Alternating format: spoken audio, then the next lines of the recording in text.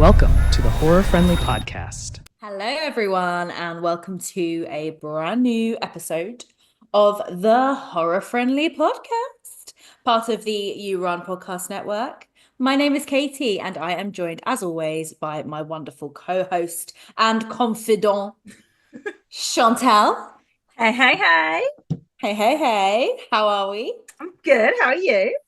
I'm good. How is your ankle? Ankle is good. I did just kick the chair and I know I'm wearing an ice pack. So So it's doing great. it's okay. I've got drink to get through it with. So we're fine. Perfect. Yeah, we've got booze here. So that's great. I was so excited to record. I just kicked the chair on the way past. So Yeah. Well, Horror Friendly has that effect on you. I get it. I'm too clumsy for my own good. Would you survive a horror film? Clearly not, because I can't sit down without getting injured. Yeah. It's a shame because you'd make a great final girl. Yeah, if I could, if there were no chairs for me to kick and no walls for me to run into. Did I tell you I hit my head on the wall the other day opening my front door? No.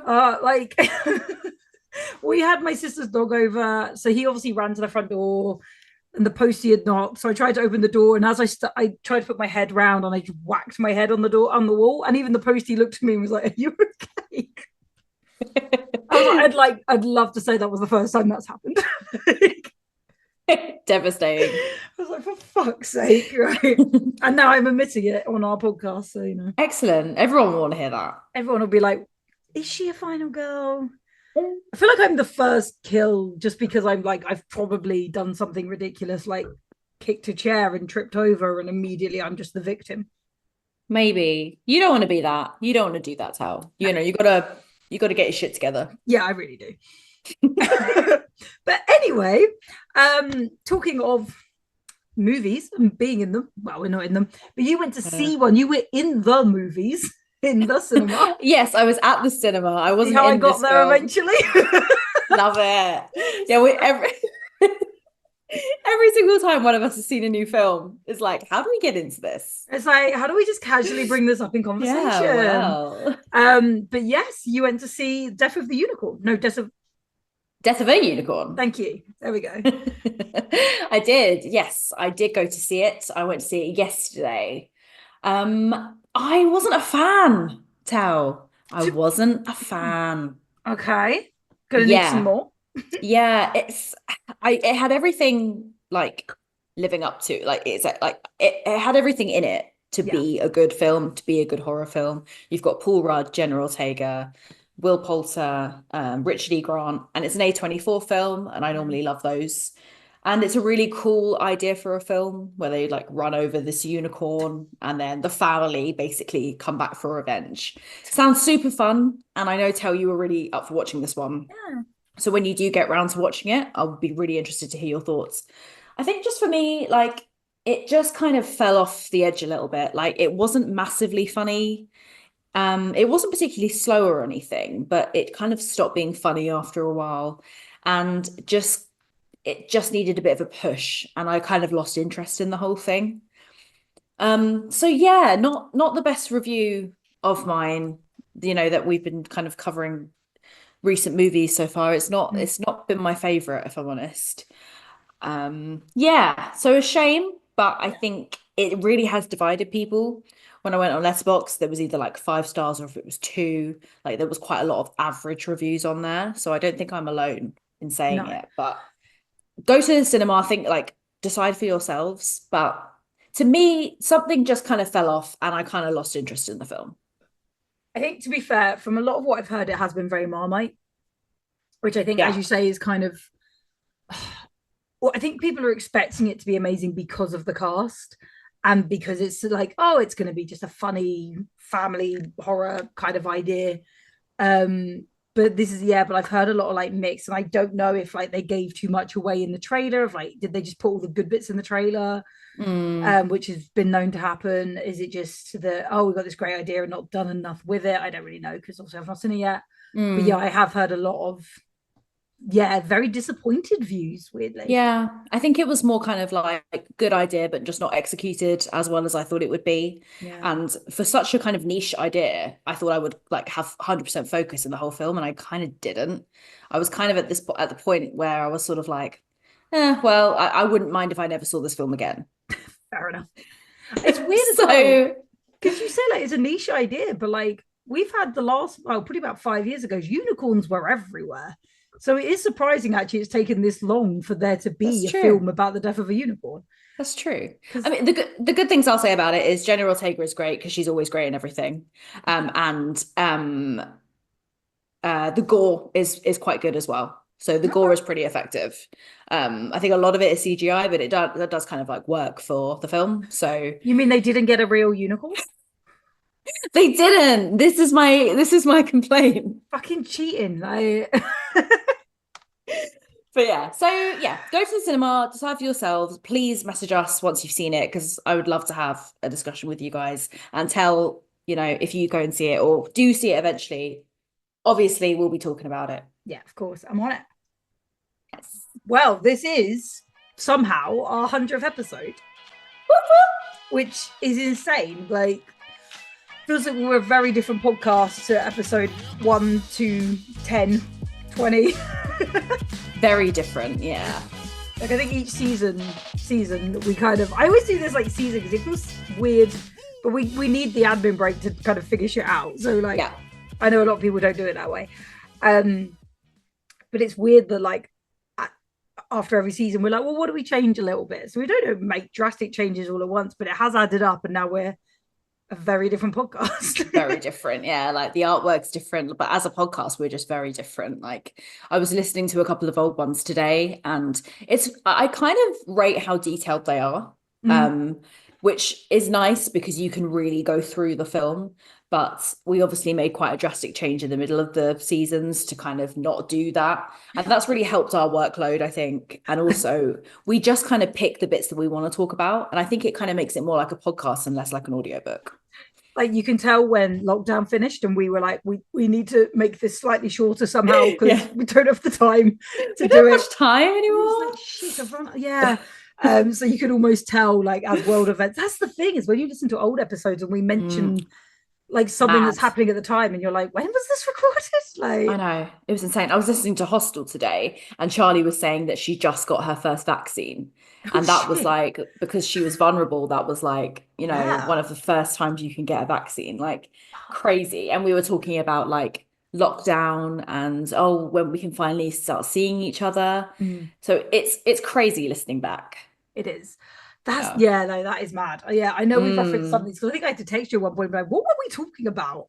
Like, it's like, it was like, oh, the world's so shit right now, and I was like, oh, when were we talking about this? And it was so relevant at the time. So relevant. But it's amazing, and we're still here, we're still going. 100 more, you reckon? Fuck yeah! Cheers to that. Cheers to that. All right, there we go. Well, we did think we put up a poll to be like, because this just kind of crept up on us. We only had like 100 episodes warning, but all of a sudden we were like, fuck, we're there. So we didn't really know what to do. So we are going to do a fun episode, and we are just going to have a little look back, and we decided we're going to pick our top 3 favorites that we've recorded. So this isn't necessarily like that's our favorite film, but it's like that's our favorite episode. So do you want to go first, or do you want to do 1 1 1 1 1 1? We could do 1 1 1 1 1. I love that. In no particular order, though. These are our favorite episodes we've done. No particular order. We don't know each other's, by the way. No, so we don't. This is new for both of us. Tel, do you want to go first? I can give you my first one is Cabin in the Woods. One, because it's one of my favorite films. So actually, when we were covering it, I was like so into it. I think I probably went on like a 5-10 minute rant just about the SFX. Like I was having like you say, like when you get to do the research, but I think I went so deep dive on that one because I was like I wanted to. I was so into it. So I think that was really, you can tell the difference in an episode when you're like, I really, really liked this film. I think it was Charlie's first time watching it, so it was really interesting hearing that perspective. I think it was really cool, kind of like, actually it wasn't, because that was the one I went to the cinema with her and she kept hiding. So I think it was her first time watching it fully. But like that nostalgia as well. I think it was really funny, like hearing our discussions and like pointing bits out some of us hadn't noticed. I think it's quite a funny episode. So I'm going to go with Cabin in the Woods. Nice. I think it was actually as well, we were doing quotes at the time and there were some really funny quotes we kept pulling. So I'll have to go back and post them and be like, yes, we were hilarious. Yeah, so good. What about you? My first one is Leprechaun. Oh, you've gone way back. I've gone really far back. So I did Leprechaun because I just remember it being like it was sort of one of the first episodes like that early on that got like really good reviews. Like everyone thought it was a genuinely like really funny episode. And I just remember that was awesome. And I was kind of like, oh, why did it? And so I listened to it back and it was genuinely a very funny episode. And I just remember having a really good time. And I listened to it back today. And it was actually around the time of, this is going a bit dark, but around the time that Sarah Everard died. So it was a very, very difficult week for all women. And we were like, let's cover something stupid. Let's say something very briefly at the beginning of the episode, and let's just have a nice evening and like try to just focus on that for tonight. And like it really works, and I think it really helps. And it was just a really fun episode, and I felt like we were all in pretty good spirits that day, just to be like, let's fucking talk about this ridiculous film. But yeah, I actually really fucking love it, and I was laughing out loud at some points today at like how fucking funny it was. So yeah, if anyone fancies listening, like I know St. Patrick's Day has been and gone, but have a listen because I think it's worth it. I think you're right, actually. I think that's a really funny one where, because we were still very new, we were like, no one's listening, so it was just us trying to taking the piss out of each other, and like we just didn't hold back, really. That's why it's great. Like yeah, I don't think we've held back a lot now. I think we're just which is insane. My second one, very different angle, is American Psycho. A lot of mine I think are actually newer ones, but I don't really know why. Like maybe just because I've heard them more recently. But again, American Psycho, I think there was again still some funny moments in it from us, but we went on to again deep dive. I think the ones I like are the ones where we go deep. And then suddenly we like finish and we're like, whoa. But I think American Psycho, we had such an interesting conversation, and we went really deep into like what it is to be a woman, female violence. But then we also went into discussion about like obviously the origins of the book and the story, and how, you know, it wasn't always actually, and again, like, is violence against women necessary in films? And we like went, and I think that was it. We just went on this whole discussion, and again I won't repeat a lot of it here because you can go and listen to it. You don't like, we have a lot to get through tonight. But I just it was really nice to actually have that discussion. I think we both ended that episode like really angry, kind of feeling like we'd solved problems as well. Like it was a weird one, but I think and then I just it kind of stayed with me for about a week after we'd recorded it. I said that was such a good one. So that's a really good proud of. Yeah, for sure. I was really proud after we'd filmed that. I was also fucking ill as shit because I had COVID, but that didn't stop me. It just added to the anger. Yeah, exactly. I unknowingly had COVID at the time. Yes. I was sat there with a fucking blanket on my lap and everything. Ridiculous. See, look what we do to get this out. Look what we do. But no, I remember that being a really like interesting discussion. I remember really enjoying like learning a lot of behind the scenes stuff for that as well, and like how insane Christian Bale is. So we're on a whole other side to him now. Absolutely. My next one is the Texas Chainsaw Massacre. Okay.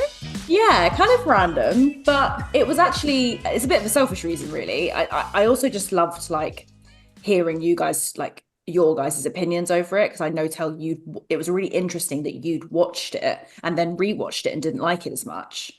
And then kind of like hearing Charlie's perspective as like a first time watcher. But for me, it kind of it ignited my love for this film. Like I always had respect for it, but it has now turned into one of my favorite horror films of all time. And it never really had. And when I was watching it and I was making notes for it, I just found this newfound like love for it. So I just really loved kind of talking about it and kind of being passionate about it really. And it was just really nice because it was one of the first times where like I was watching it and I was like, this is going to be like my top fucking 3 films. Like, this is amazing. So that's probably, So it might not be one that's as memorable, but I still think it was a good discussion. We had some good behind the scenes, and obviously it has a lot of history behind it in horror. So it was quite an iconic one to cover. But this is like I think it's so big in horror that even if it's not one of your favorites, you know what it's done for horror and it's worth talking about. Definitely. Amazing. Yeah. Funny enough, this might be weird, but I think my last favorite is actually going to be The Witch, because it was you and I, and we just completely disagreed.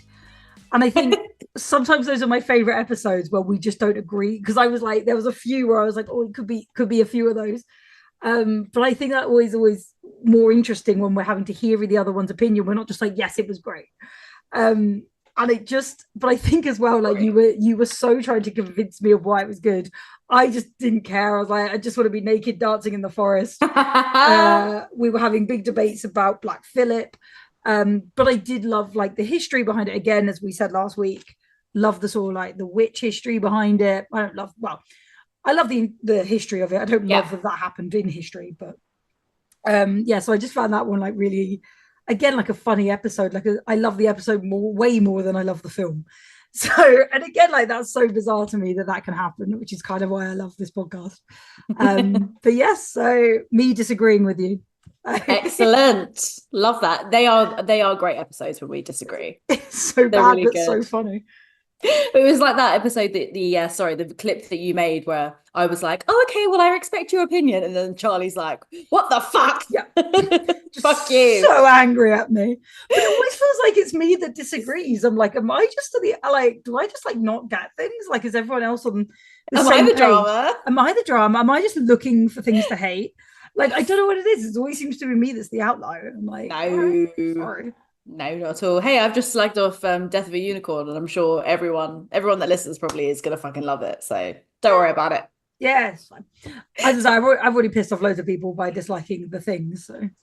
Oh, you have? Yes, that was my toss up. I was like, the witch was a thing, and I was like, which one was funnier? Yeah. Wow. Yeah. This is why I went with the witch, because Katie's still not letting me go with that one. But what's your final choice? My final choice is Promising Young Woman. That was going to be mine. I'm so glad you said it, because it was like in my list and I was like, fuck, there's too many. Yes. I had like 5. Yes, I'm so glad you said that one. Yeah, it would be an honourable mention. Like, I've got fucking loads of honourable mentions as well. But yeah. Promising Young Woman for sure. Like, I think it was one of the first films, non-horror films. It was the first non-horror film that we covered on the podcast. And it made us want to cover more, I don't know, just more like less stretching the genre. Conventionally horror films like Thelma and Louise, and something else that we've covered. I think those are probably the main 2. I am just looking at the list now and I can't. Yeah, I did have another one in my mind and I fucked that up and I can't remember what I was talking about. They are the main 2, to be fair. Everything else is pretty horror. But it kind of made us think like, oh, we can do this. And people are interested in what we have to say, even non-horror related. Because I think we still have a lot to say about this film. And it covered so many topics that are very close to our heart and that me and you are very passionate about on the podcast and personally. Yeah. So also, I drank a lot of moonshine and I nearly fell asleep in the front of the camera and I was quite fucked and I had a great evening. Such a funny one to record. And we were not okay. But weirdly, because it was it was a very difficult subject matter, but also we had a lot of fun on the episode. We managed to kind of bring it back and still make it like us. Yeah. So I just liked it. It kind of made me realize that we can cover films like Thelma and Louise and more kind of like feminist horror films that aren't conventionally horror. And it's made me realize that we can kind of stretch out a bit and cover other things. So also, I just fucking love that film. Such a good film. Yeah. I think you're right as well. It was one of the ones, maybe not the first one, but it was one of the ones where, like you say, it was such a difficult topic. And we had fun doing it. Like, we, again, respectfully, anyone who hasn't heard that episode, I think we handled it very well. And like we were making jokes that weren't about the topic. But I think it kind of gave us confidence to try films with harder topics as well, because it's that where it's like, how do you find that line between humor and these horrible things you're seeing on screen, which when you choose horror, it's going to happen. So I think, it did give us a bit of confidence to actually try both, which was really nice. So definitely amazing. That's incredible. I love that was your one, because I was like, how I have to put it in, but I can't put it in. Like, I'm so glad you said it. Okay, well, that brings us on to our 100th episode. So for our 100th episode, we decided to go completely ridiculous and let's just have a lot of fun. So we are covering the 2003 Freddy versus Jason. Freddy, who is losing power, resurrects Jason to terrorize the people of Springwood. But Jason starts intruding on Freddy's territory, and this eventually leads to a standoff between the two monsters. So, Katie, I know it wasn't your first time watching this. Do you remember your first reaction, your first thought? No, of course I don't. I was a baby. I don't remember. I'm just a baby. No, I don't. Yeah, like, well, I was so fucking young. I probably watched it with you. I don't know. I can imagine this was a kind of a film that I would watch at a sleepover with like a takeaway. Pizza party for sure, yeah. Pizza party film for sure. So I've watched it a couple of times. Yeah, it's weirdly not the worst film in either a Freddy or a Jason franchise. It's actually not the worst film out there. It's like they tried. Yeah, it's like there are worse ones in the franchises, but yeah, so don't really remember my first thoughts. It was very much just like a very fun pizza party, ridiculous, silly film with a couple of few like, I was going to say good gore scenes, but then when we watched it the other day, it was very CGI'd. But good, I guess, ideas for gore. What about you, Tal? Pizza Party film, I think you're right. I think we probably did watch it together on a silly night. I think it's fun. I think it's really fun. It's really ridiculous. I think it was funny rewatching this time. And we're suddenly sat there going, holy shit, it's American Mary. Catherine Isabel. Thank you. Catherine Isabel. And like we've seen her as like serious films, and we're suddenly sat watching fucking Freddy vs. Jason. But yeah, I think it is just that. It's silly fun. These films were having so many films like franchises made for them or like with them that it was just like, actually, why not bring them together? And I think, I mean, they've done it with like superheroes where it's like Batman versus Superman. But like, at least with this one, that Freddy versus Jason fight went on for like 20 minutes, maybe not 20.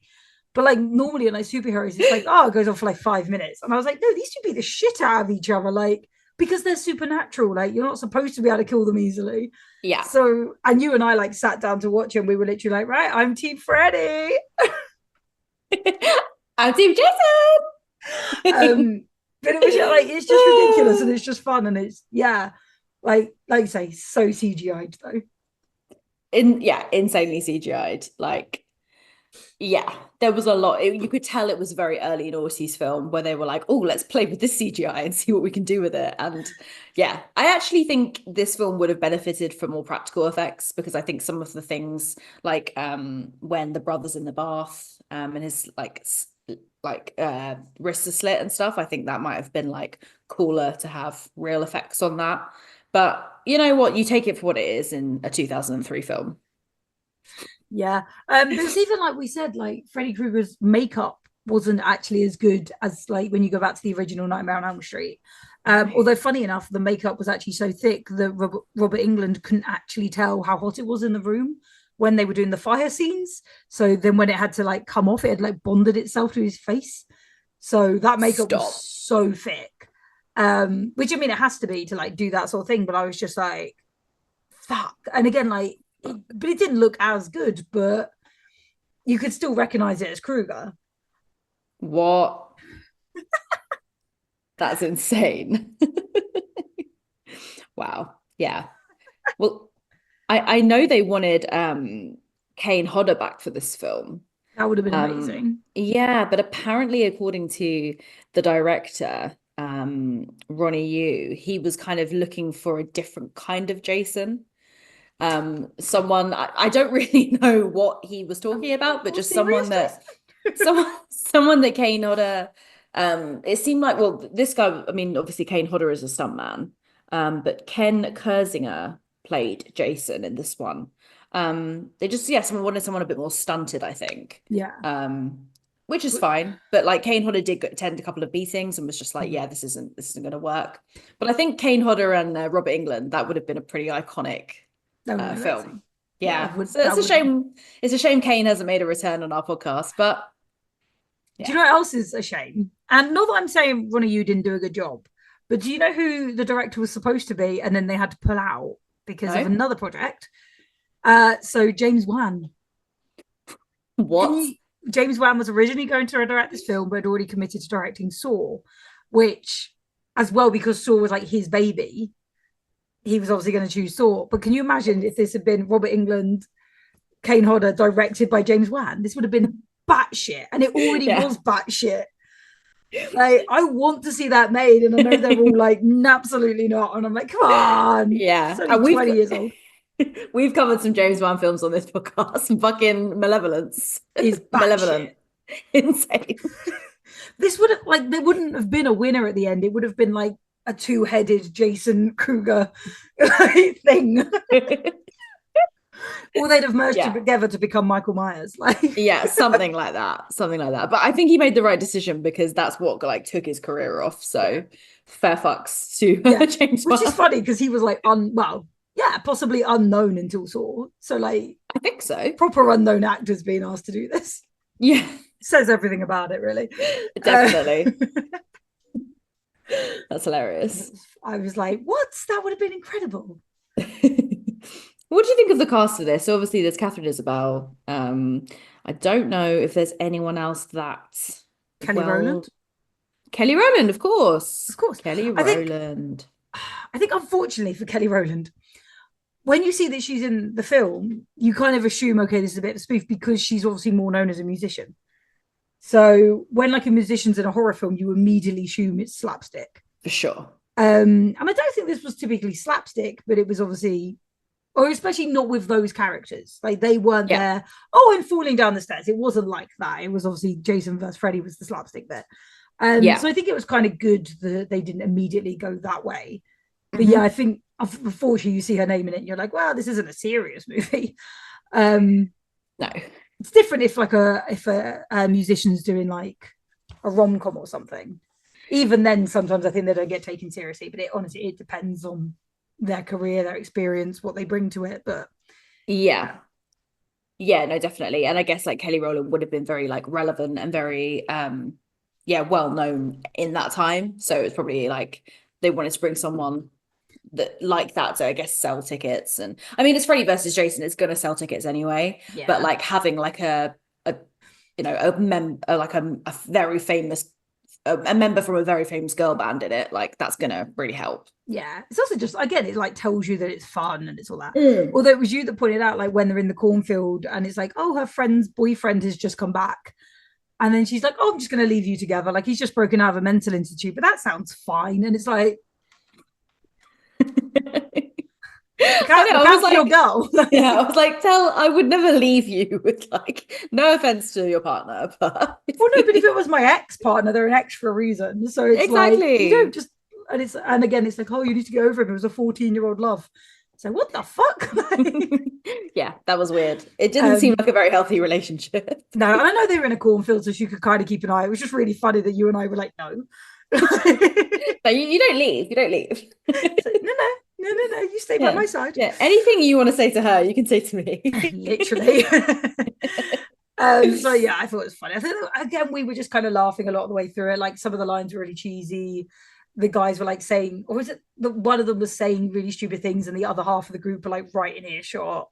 And then it was like, oh, you need to get with one of these guys, and the guy's like scratching his balls on the sofa 3 feet away. And I just think it was just like poking fun of itself, poking fun at how ridiculous it was. Like, if you have these conversations 2 feet away, they can hear you. Yeah, for sure. And I also really, like, as you're saying, like, it seemed like all of the cast were like fully getting into the silliness of this.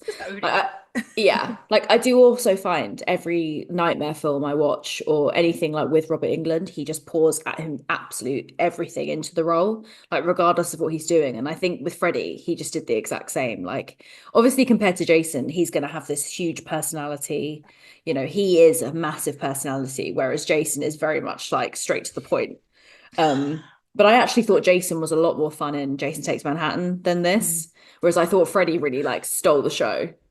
I think that's it. I think as well, like, Freddy can talk. Freddy has character. Jason is very stoic and very in a mask. And again, like, as we've just said, they just changed the actor. Like, they just change they just changed Jason out, and that's, you can't bring a lot to the role if you just keep getting swapped. Whereas Robert Englund, obviously the remakes, we don't talk about the remakes, but like he has got so much into that character, like, and he can bring the sass and bring the. We were saying this actually the other day when we were talking on Crypt to Crypt, whereas like everyone kind of forgets that Freddy Krueger is a pedophile, because once he kind of became like this whole big character and really sassy, they kind of tried to shush that away and like, crap, he was a child murderer.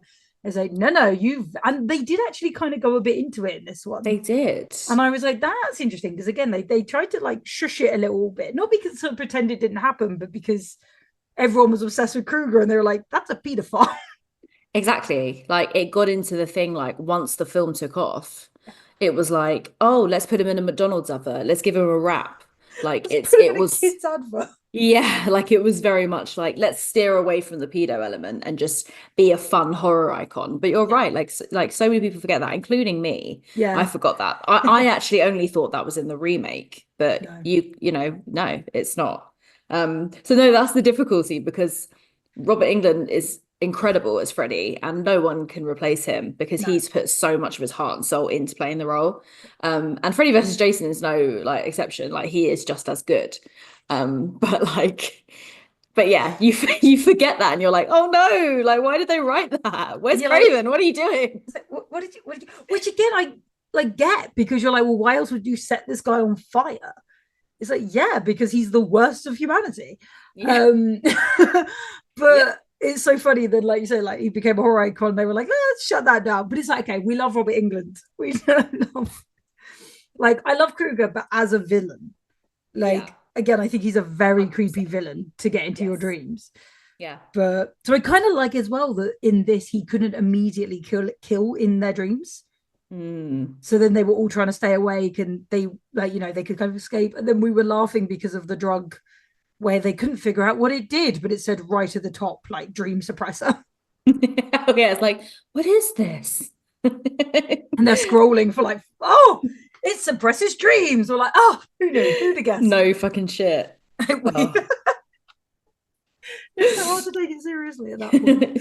Yeah. I mean, once like the guy gets high and then sees like a Freddy slug or whatever it was. I'm sure that was an Alice in Wonderland reference. It could have been, actually, because there was like, he's like smoking the pipe, wasn't he? Yeah, the CGI Freddy caterpillar smoking a pipe. And then crawling into the guy's mouth, which, even though it's CGI, is fucking disgusting. Iconic. Like, nobody wants that. No.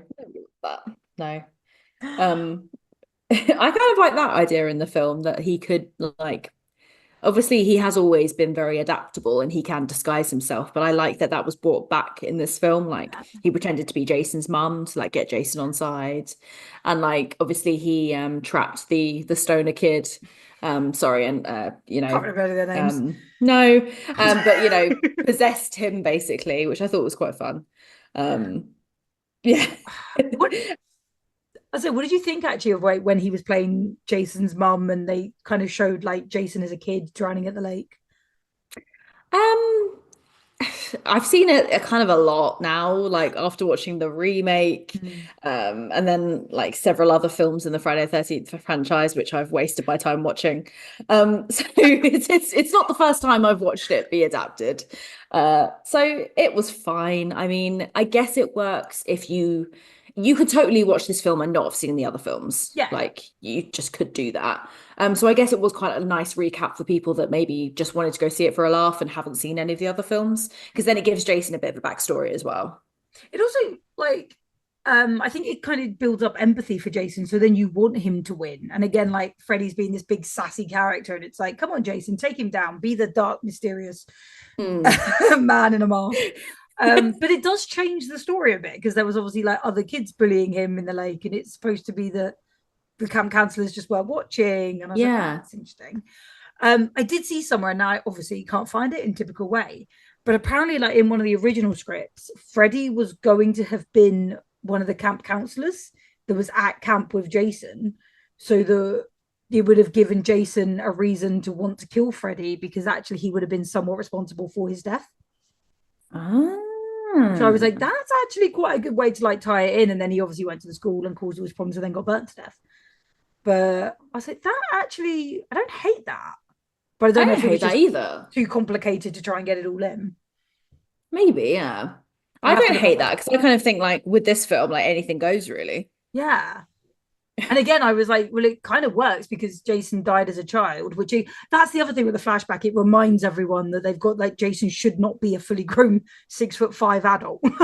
Yeah. It just leaves everyone confused. Everyone's still like, how did he grow? Yeah. How did he get from New York? Yeah, like, well, maybe he just walked along the river. Oh, no, to be fair, that was Freddy. Freddy brought him back, so to be like, come and help. Yeah, I love that Freddy brought back. Like Jason is obviously got a good reputation because Freddy sought him out. So exactly. Yeah. No, he definitely does. It's actually so funny when you like hear all the suggestions and the things in this film because apparently Ronnie Yu actually declined to direct this film, but then apparently they came back to him and they were like, you could have an insane amount of creative freedom, so you could do fucking anything you want. So no wonder he put the fucking caterpillar in there. And which is funny because one, I wonder if he looks back now and goes, oh, I would have done XYZ. But also, I think again, as a non-film maker, you kind of assume the director does have a lot of creative control. Yeah. So it is funny when they like use that, I suppose, when there's more money in the studios and that are involved, when you're not an independent filmmaker.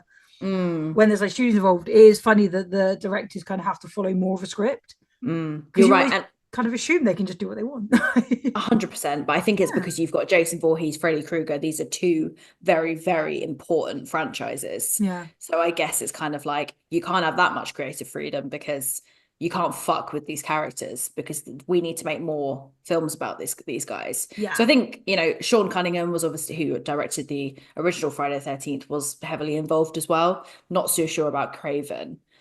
He would have been on one of the screens at this point, I think. Yeah. But like, these are two very important franchises to horror. So I guess they're a bit like, you can have a bit of creative freedom, but we need to bring these guys back. So and you still have to stick to the story-ish. Yeah. But I suppose like even at the end, I don't know, we're skipping a lot, but right at the end, like Freddy winks at the camera even when he's just ahead, which again I kind of love because it's like I'm not completely dead. And again, it's that where it's like, well, he can still come back. Like they did leave it completely, like you say, like we need these characters again, and it was like they left it completely doable. Yeah. Any character, any villain that like is chopped up into little bits and turned into a blob, they'll come back. Put them in a blender somehow. He will come back. Michael Myers, he fucking returns every fucking time. Yeah, that cracked me up so much. So Monica Keena, who played our final girl, Laurie, which again, I kind of love that they called her Laurie. Yeah, I like the reference. Which was, and again, I was like, come on, Michael. But like that probably would have been too Michael. But yeah, so Laurie, apparently as a child, she ended up watching Nightmare on Elm Street too young. It gave her such horrific nightmares to the point she wouldn't go to sleep. So her mum had to put up a picture of Freddy Krueger and Rob England on her wall and every night be like, he's just a man in makeup. It's just a man in makeup. He's not real. And then like she didn't tell Robert Englund this until like the last day of filming, and apparently he found it absolutely hilarious. But I've also just said apparently it was so bad that like, and she wasn't sleeping, that like school thought she was being abused because she was just like this mess of a child. And I was like, what? This poor kid, like how young were you when you watched this film? Like, oh my god, that's absolutely insane. Parents, why are you not watching the film first? Oh my god, to be fair, like the first film, he's pretty fucking creepy in it. It's really scary, and it's really scary again, like especially in the 80s, especially when you're like, I don't know how old she was, too fucking young to have been watching this, but it's literally a nightmare on Elm Street. Like, yeah, it wasn't like Dreamland with ponies. Like, check the film. Oh my god. And it wasn't like they had Netflix to just like stream it without the parents knowing. I was like, oh my god, what happened? Not blaming her parents, but slightly blaming her parents. I mean, admittedly, they had to deal with the consequences, so that was their fault. That's insane. Right? That is crazy. That just fucked her up for so long. No, yeah. I can't believe she wanted to be in it. Probably is like, it was probably a therapist was like exposure therapy. You now need to meet Freddy. Be at one with your demons. Literally, befriend your demons. Fucking brilliant. And defeat him. Yeah, maybe that was part of it. Is like, I'll only be in the film if Freddy loses because I need to defeat my demons. That is so good. That's amazing. Love that. I also just saw that Rob Zombie was offered to play to direct this as well, but he was doing House of a Thousand Corpses. This film could have gone so many different ways. So I really feel like these directors make good choices, because House of a Thousand Corpses we've not covered, but we both love. And then Saw was obviously a good idea. So I feel like the thing is, can you imagine if Rob Zombie had been given creative freedom at this? If they were like, you can have all the creative freedom you want. Yeah, I mean, I guess he covered Halloween. Sorry, he remade Halloween. Yeah. But yeah, I don't know, because Halloween has such a darker vibe to it. Yeah. I can't imagine him, and I know he makes a lot of kind of hillbilly, gritty sort of horror films. Yeah. So I can't really imagine him covering this. I can't really imagine it being a very early noughties fun bubblegum kind of film that this film is. I can't imagine Zombie making it like that. I think he would make it way more dark. That's it. Would it have been a way darker film? Which I feel like you can't really go too dark with Krueger because again he's so sassy, but it would have, that's my only word to describe Krueger. He's a sassy icon. He's a sassy horror icon. Horror icon. For sure. Welcome to my nightmare.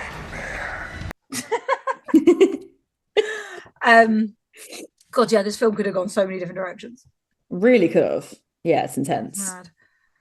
But I do love the fight scene. Again, it was so CGI. We're Jason gets smashed around all the pillars. We were okay, that's so obviously fake.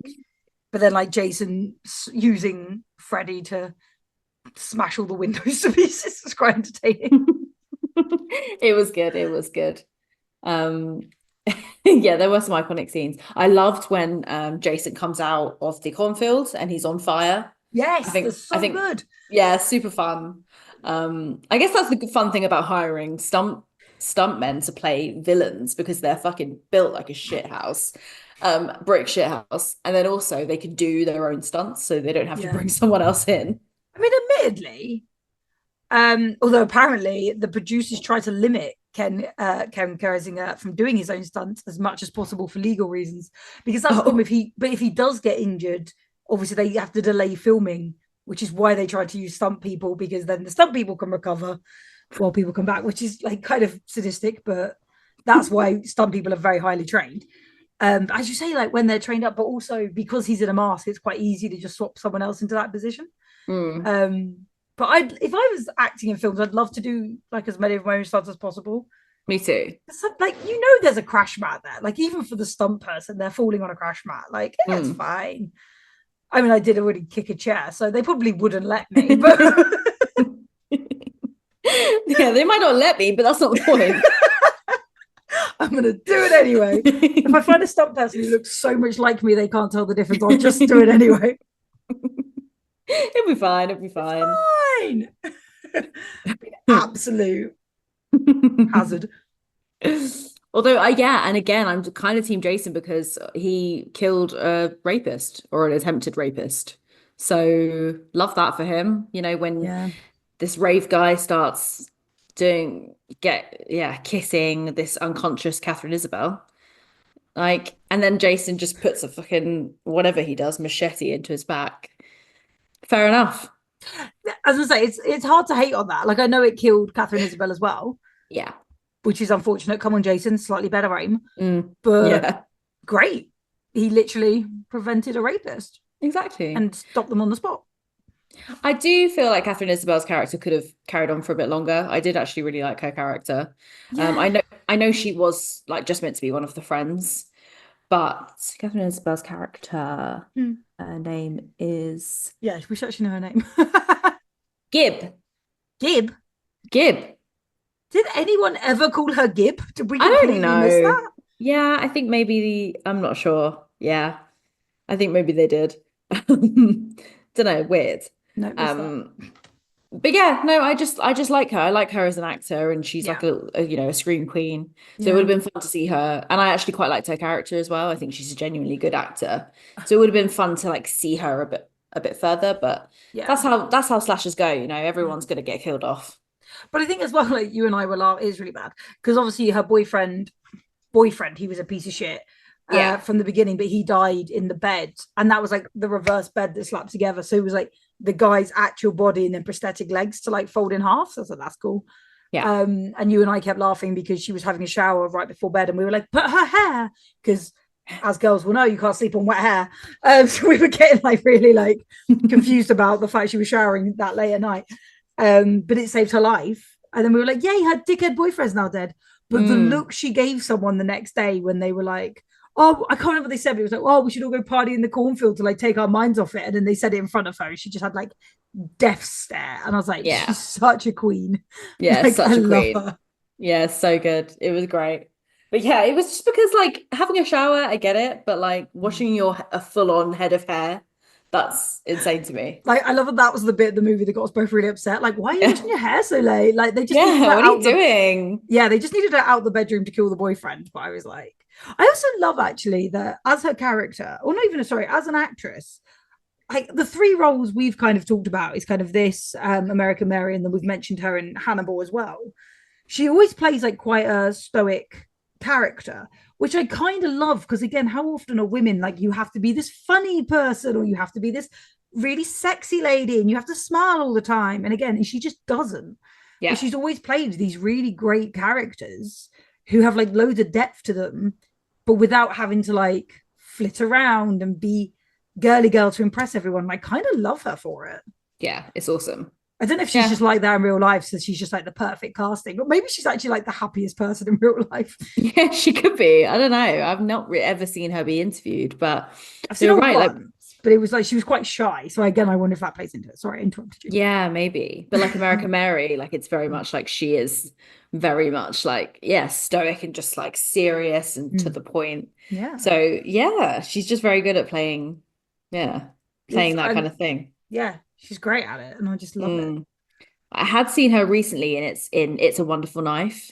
Oh, okay. She's in that, and she's very good in that, to be fair. And she does play kind of like a slightly different character that I've not seen her play before. So that was really fun to see that. Nice. So yeah, I will check it out. Yes.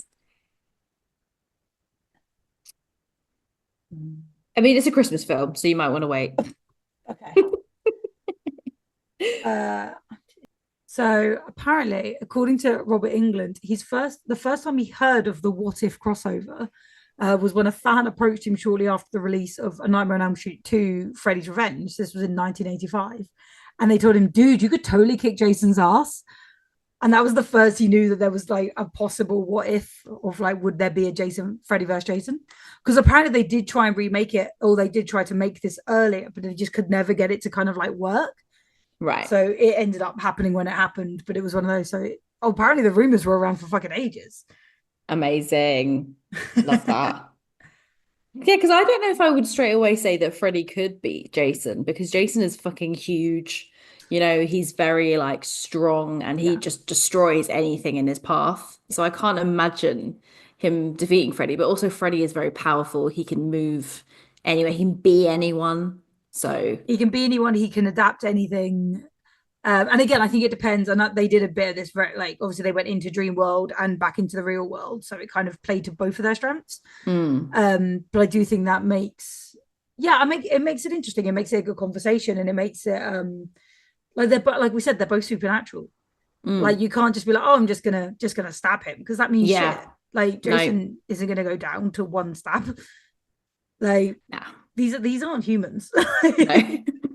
This isn't gonna work. Jason literally doesn't make sense as a character, which we've established several times. Several times. So you can't, like, it just doesn't. Yeah.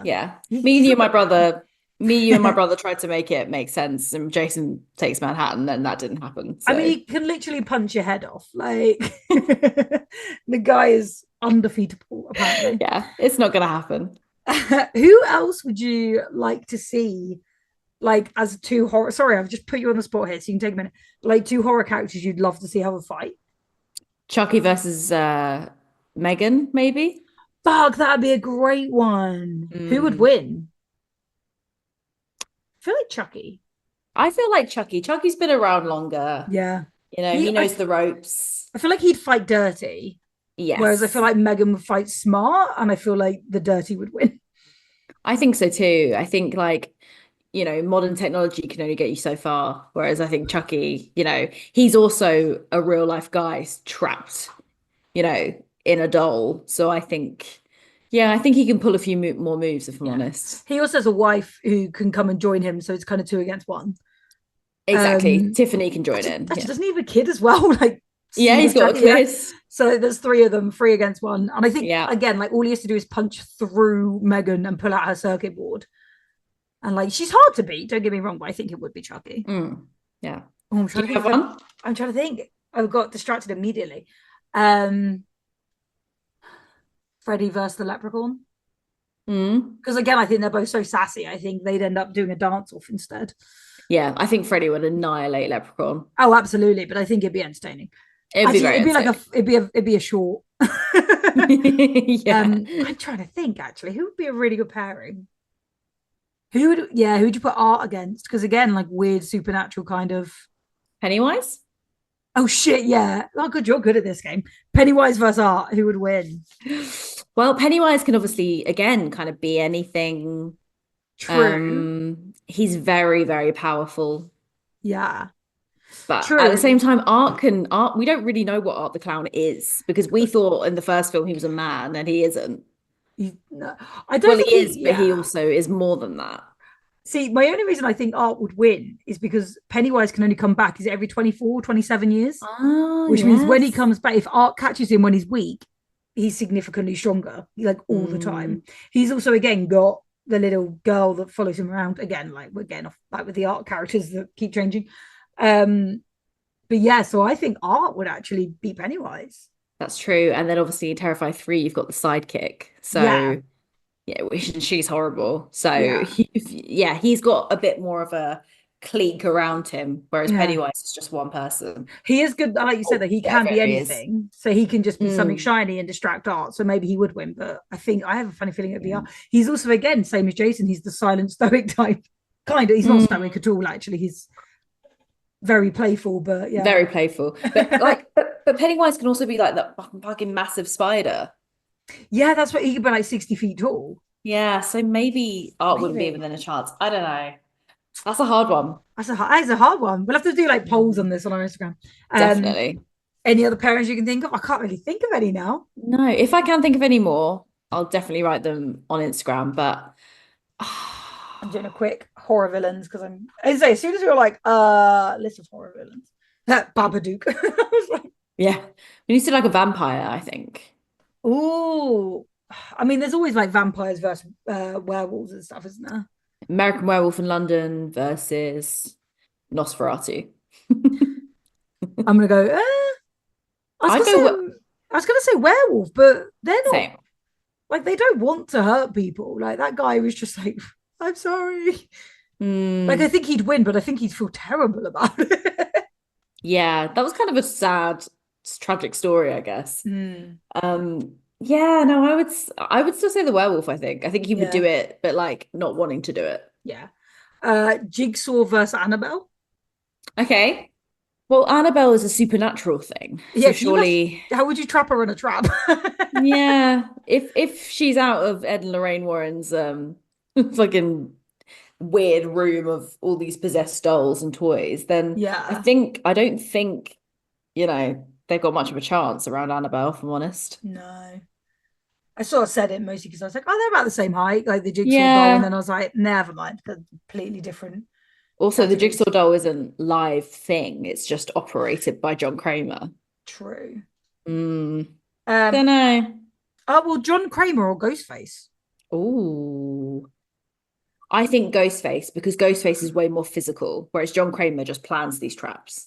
He plans them, and again, but like even if he got Ghostface in the trap, there's normally more than one. And he, like, how would you know who it was? He'd have to figure out who it was first. And you're right. And if he's got Ghostface in a trap, Ghostface is literally just a man or a woman. Like they're a human. Yeah. So they would have to just survive the trap alongside every other human. Yeah. They're kind of on the same. Interesting. That's interesting. Sorry, we've gone off topic completely, but I'm enjoying our new made-up game. Fuck yeah. But yes, what is your favorite spooky moment out of this film, and what are you giving it spookies out of 5? Okay, I'm going to give I think the spooky moment for me would be when Jason's walking out of the cornfield. I thought that was a really like badass moment. Yeah, that's cool. And really fun, really iconic. He's got his machete in hand and he's ready to go. I just love that he just walks into these like groups of teenagers and the teenagers try and fight him. It's like, who do you think you are? Oh, sweetie. Sweetie, come on. So I thought that was great. That was really fun. Yeah. I'm going to give this a 3 out of 5 spookies. I think it's like very fun. It's a very silly film. And you don't take it very seriously at all. And I don't think it's meant to be taken seriously. I think I would always put it on for me and you if we were a bit drunk and we were having a takeaway and just like having a nice time. I would put it on for us for that reason. And maybe like a fun drinking game as well. Yeah. But yeah, it's fun and it was a great one to do for our 100th, I think. Yes. What about you? I think mine's going to be kind of like maybe just the wink at the end, because I think again it's this whole big, oh my god, who's going to win? Right, it goes on for ages, like in a good way. It goes on for ages. It's a big battle, and then it's like, oh my god, there actually is a winner. Just for like Jason to literally carry his head triumphantly to then realize that actually he's still alive. And I think that's it. It just sums up like there was never going to be a winner, or even if there is a winner, what they're going to come back. So I kind of just love that like little cheeky ending. I think I'm going to agree with you. I think I'm going to go with a 3, which again, I hate always just being like, I'm going to agree, but it feels right. Like you say, it's a pizza party film. It's not a serious film. It's not a, but again, I don't think it's a bad fun film. I think it's a good fun film. I think it's cheesy. I think it plays into itself well enough. And I think it's, again, all these years later, still enjoyable. So I think it's good. But do you think you would survive Freddy vs. Jason? Oh, I don't think so. One of them would end up killing me. I guess it depends what our answers were on our Nightmare episodes and our Friday episode. I think I said no to Nightmare because I was like, you physically have to go to sleep eventually. Yeah, I think like Freddy would kill me if one of them was going to. At least you can run away from Jason, but I think you can't really run away from Freddy. So yeah, I'll probably say no on this one. Yeah, I kind of we said we defeat Jason or not. Although again, we came into the point that it's not actually Jason, it's his mum. So that's true. I don't remember what our answer was. Anyway, but I see this. I don't think I'd survive, but at the same time, it's Freddy versus Jason. I'm not really in the equation. Like, it's only if I'm in the way, to stop them getting to each other. Which again, knowing my luck, I probably will be. I'll probably have tripped over and somehow ended up in the wrong place. And been stabbed. So it's like, you guys have to like work it out yourselves. Literally, I'm like, do you know what? Yeah, but this is it. It's like, you two go over there. Like, I probably would have been one of the ones in the cornfield. Like, there's a man on fire. Like, and somehow just got caught in the mess. So yeah, love it. That's amazing. Amazing. Thank you for joining us for our 100th episode. How the fuck did we get here? But there are lots of other episodes for you to check out. We will be back again after a very short break, just so we can figure out our next episodes. Until then, check us out on all the socials, subscribe, give us some love because we need the ego boost. And until then, bye. Bye-bye. Dun, dun. Oh, Jason. Got your nose. Gotcha, bitch.